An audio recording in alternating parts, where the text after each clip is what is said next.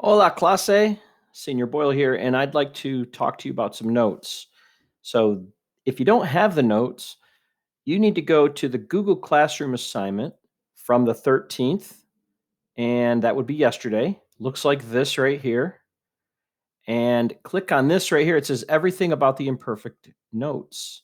If you click this, it'll give you a copy. It'll give you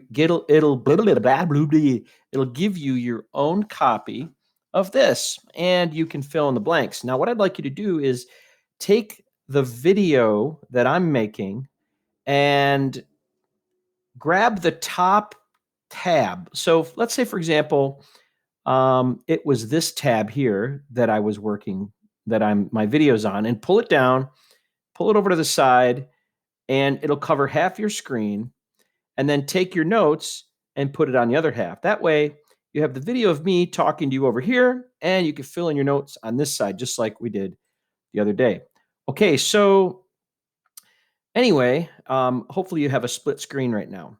So what I'd like you to do, though, before we get going on this, I want to ask you two kind of like warm-up questions. One of them is, if you were teaching somebody else the difference between the preterite and the imperfect, or not really the difference as much as what each of them means, in about 2 or 3 words or just a phrase, how would you be able to summarize what the preterite really is? What would you say to somebody that said, "Hey, what's the preterite, man?" Same thing, I want you to think about what the imperfect really is. And I want you to think of a way to summarize that and to tell somebody what the imperfect really is. Hmm. Are you thinking to yourself, "Oh, yeah, I know what to say"? Or are you thinking, "Yeah, that's a really good question"? So here's my answer. My answer is, the preterite is what happened. The imperfect is what was happening or what used to happen. All right, so one of them is an event, and the other one is a repeating action. Okay, so in a nutshell, that's a great way to think of preterite versus imperfect. Preterite is what happened, imperfect is what was happening or what used to happen. Okay, so tell you what, let's go to our notes. And oh, before we go to the notes, I want to ask you this question. Here, this is another warm up question. I said I had two, and this is the second one. The second one is this. Last time you did conjugations for AR verbs, and you did conjugations for ER/IR verbs in the imperfect. What is one good way to remember all of those conjugations easily? One good way is just remember how they start in the yo form, because the pattern is easy to follow. And if you remember the yo form ending for AR verbs, you can pretty much figure out what the rest of them are. And what is the yo form ending for ER/IR verbs? Okay, so that's my thought question. What is the yo form ending for AR verbs in the imperfect? And what is the yo form ending for ER/IR verbs in the imperfect? And the answer is this. The AR verb endings are going to be based on ABBA, which was actually a music group back in the 1970s. Look them up. ABBA is how they were spelled. And they had Dancing Queen and Money, Money, Money and all these other cool disco songs. Anyway, ABBA is the base. So we have ABBA, ABBAS, ABBA, ABBAMOS, ABBAIS, ABBAN. And for ER verbs, it's IA, I accent mark A. So IA, ES, IA, EMOS, EIS, EON. There are accent marks on all of the forms in the ER/IR, and there's only one accent mark for AR, which is on ABAMOS. Okay, so tell you what, we have notes, and you're going to type on your notes. So make sure you have a split screen. And here are the only irregular verbs in the entire language for imperfect. That's cool because it makes it easy to remember. All of them will conjugate with either aba or ia, except for these three. And these three are ser, ir, and ver, to be, to go, or to see. And let's put them up. So let's see. In your notes, you have blocks for these, right? 6. Once again, you guys have 6. I have 4, but I'm going to put 6 conjugations in 4 blocks. I don't know why it's set up like that, but I've always seen it like this. But anyway, the yo form of ser, you just have to memorize it, and it's era. The to form is eras. Ela y usted, as you can probably guess, is the same as the yo form, like it is with regular AR, ER, and IR verbs in the imperfect, which is era. So how do you tell the difference between era and era? Well, you might have to say yo, you might have to say él or ella or usted. Nosotros, we have an accent mark, éramos. Vosotros, we have erais, no accent. And ellos, ellas, ustedes is eran, as you probably could figure that out. Okay, good. So what does era really mean? Era means I was or I used to be. Okay. And it's not an event, it's not something that happened, it's how things were, or it's what was happening. Okay, next one. Ir. Ir is iba. To form is ibas. You can probably figure out the rest. We have iba, ibamos, with an accent mark on the I, ibais, and iban. Iba, ibas, iba, ibamos, ibais, iban. Okay, what does iba really mean? What does yo iba really mean? It means I was going to. It also means I used to go. All right. Ver. Ver is to see, and we're going to say veía, veías, veía, veíamos. Like, going too fast. I can't type that fast. Veíais and veían. You might have to hit pause. So anyway, there's an accent mark on the I in all forms, and they look just like ER verbs in terms of the endings, right? So those aren't too hard to remember. So think of it this way. You have aba, ia for regulars. And for irregulars, you have era, iba, veía. If you can remember those 5 things, you've learned all there is to learn about conjugations in the imperfect. And that's pretty cool. Taught you that in basically, 2 days, but really you could have learned it all in 1 day. Okay, hey, we got some sentences here. And I'm just going to do a few of these with you. I'm not going to do them all because what you'll do is you'll do some of them on your own and you'll just do your best. So I used to speak French really well, but I forgot it all. He was eating when he got sick and threw up. Actually, I think that's different. I think it was when I was young, when I ate, I used to get sick and throw up or something like that.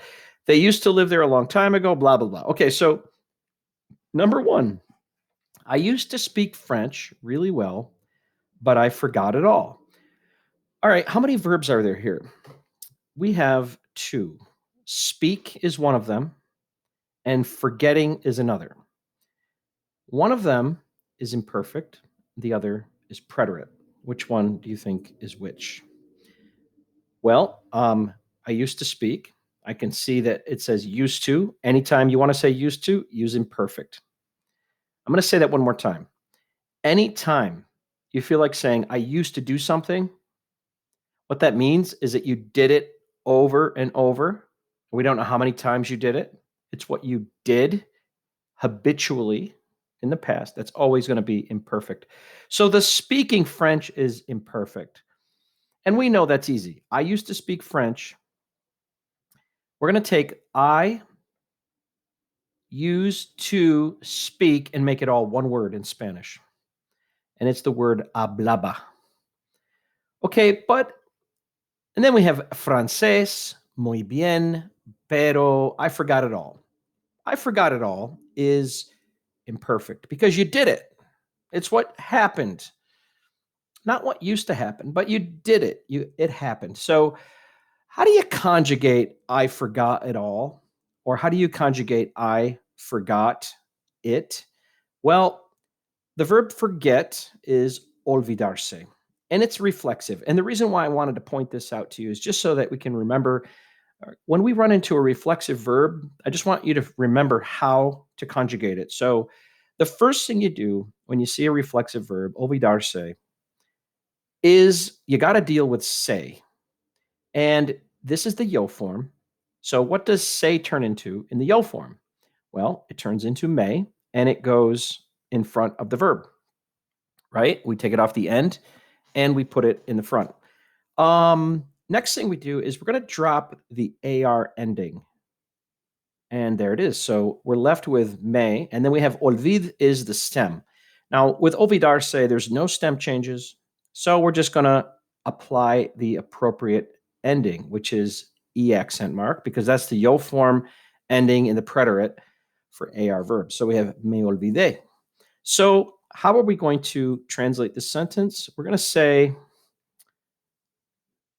oopsie, we're going to say, hablaba francés muy bien. I used to speak French really well, pero lo me olvidé todo. So where is this lo coming from?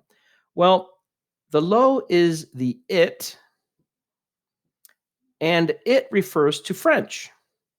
French is masculine, el francés.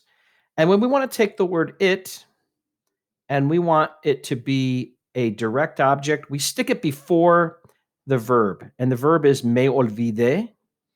And then todo just means all. So literally, we're saying, I used to speak French really well, but I, which is somewhere in the world, somewhere floating here, the yo, forgot it all.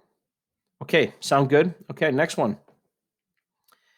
As a child, sometimes when I ate, I would get sick and throw up. That's disgusting.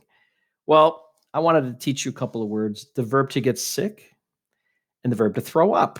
Okay, anyway, how do you say as a child? Well, you could say it a couple ways. You could say de niño or de niña, or you could say de pequeño or de pequeña as a child.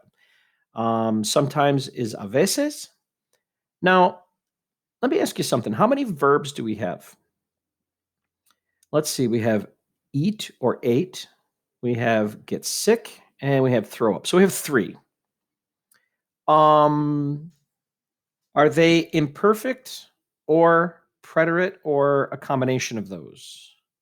All right. So when I ate, is that something I did? Is that something that happened? Or is that something that used to happen, that happened frequently or happened at times, repetitively?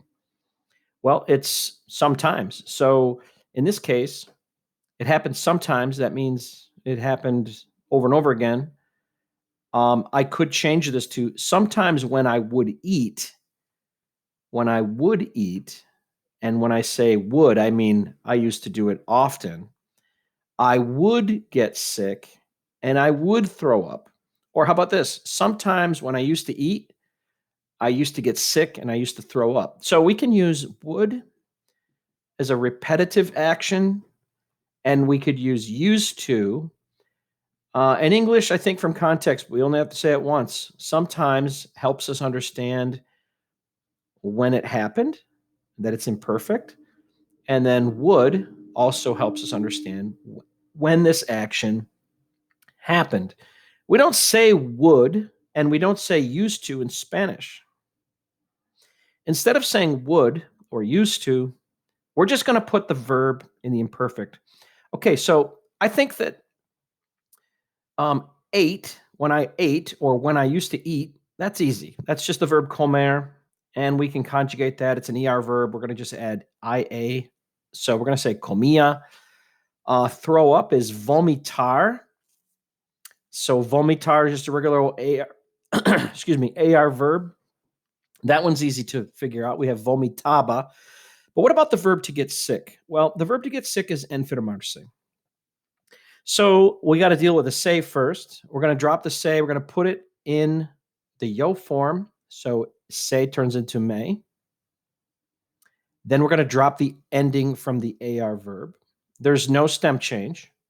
So now we can just add an ending. We have E accent mark. Me enfermé.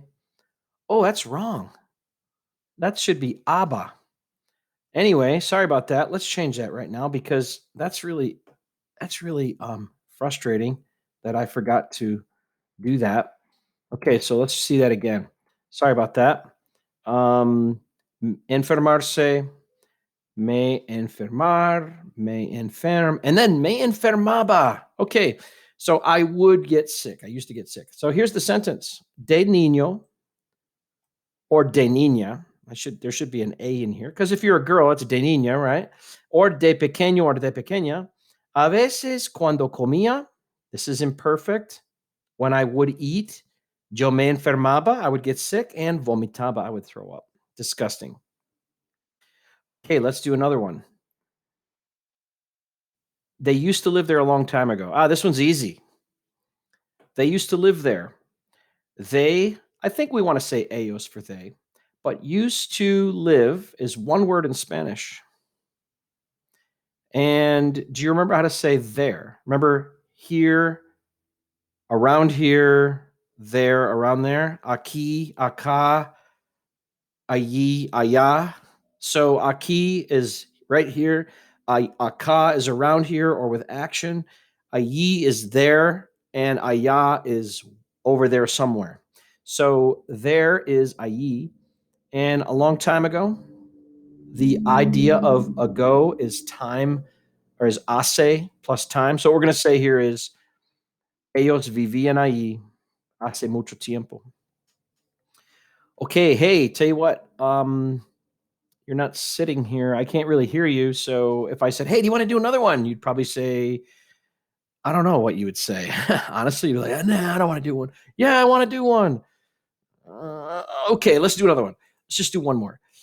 Um, let's just put it up here. When I was a child, cuando era niño. When I was. Era is I was. I used to be. This is not something that happened. This was just the way things were back in the day. And it's either niño or niña, depending on if you're a girl or a boy. So, cuando era niño, yo me bañaba cada sábado. Bañarse is the verb to take a bath. And cada sábado is each Saturday or every Saturday. Okay, that's number 4. Tell you what, why don't you do 5 through the rest? And I'll go over them with you next Tuesday. Do those, type them into your notes. Um, put that document, turn that document into Google Classroom as an assignment and hit submit. And I'll see you guys next time. I hope you have an awesome day.